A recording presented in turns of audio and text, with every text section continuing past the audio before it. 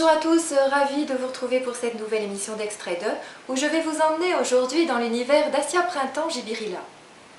Assia Printemps Jibirila a déjà écrit plusieurs livres qui soulèvent souvent des problèmes de société et aujourd'hui c'est de son dernier roman dont je vais vous parler qui s'intitule Elle. Dans Elle, Assia Printemps Jibirila nous livre le témoignage poignant de plusieurs femmes, des femmes au destin différent, des femmes issues de tous les continents et qui ont pour point commun leur révolte mais surtout leur combat, celui du droit de la femme. Je vais donc vous lire un extrait de ce roman. Les femmes au godillot.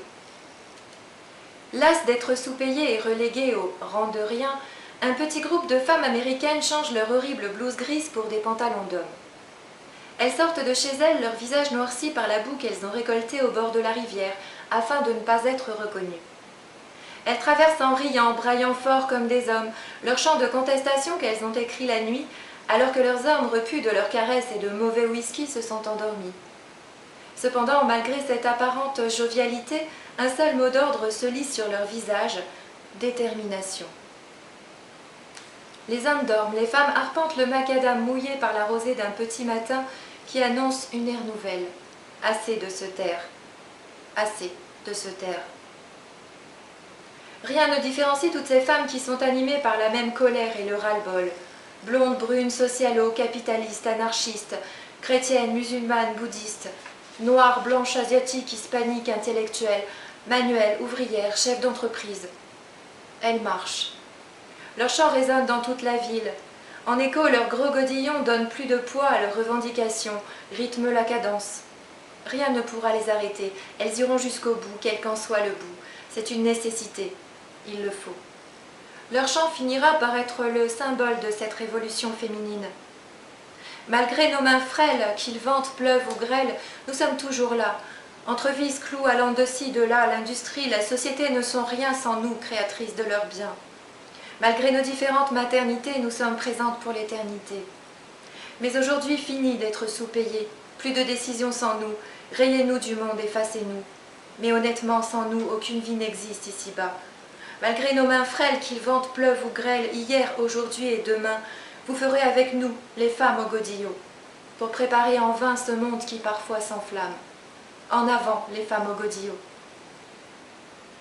Ce chant, né spontanément de ces bouches en colère, est devenu notre humble signe de ralliement. Il a été porté, loin, par le vent, à traverser les terres puis les mers pour se poser dans les continents où toutes les femmes qui avaient envie de parler se sont, elles aussi, mises à marcher. Timidement, craintivement, puis avec force et détermination. Cette marche qui au départ n'était qu'une simple marche de revendication de quelques femmes en colère, a pris une telle ampleur que nous-mêmes, ces femmes, les premières concernées, étions dépassées.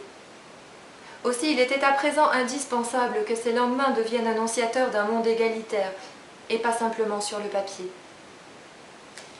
Les hommes, même si pour la plupart ce sont les leurs, même s'ils les aiment, sont eux aussi pris dans ce tourbillon de vie coincé entre convictions, idéologies, avenirs sombres et états sociaux. Il est tôt, très tôt. Elles marchent tout en cadence. Cette masse d'ombre décidée ressemble à des esprits. Oui, esprit est le mot car les leurs sont bien faits, emplis et remplis de revendications accumulées par leur arrière-grand-mère, grand-mère, mère, en espérant que leurs filles n'aient plus besoin de se liguer pour réclamer et obtenir leurs droits. Et je vais m'arrêter là. Voilà, j'aurais bien continué car on apprend ensuite que nous sommes début mars bien sûr annonciateur du 8 mars, la journée de la femme. Mais j'espère que ce petit extrait vous aura donné l'envie de découvrir la suite de ce roman qui s'intitule donc Elle d'Assia Printemps Jibirila, que vous pouvez retrouver sur toutes les bonnes librairies en ligne et bien évidemment chez votre libraire habituel. En vous remerciant de nous avoir suivis une nouvelle fois, je vous dis à très vite pour un nouvel extrait de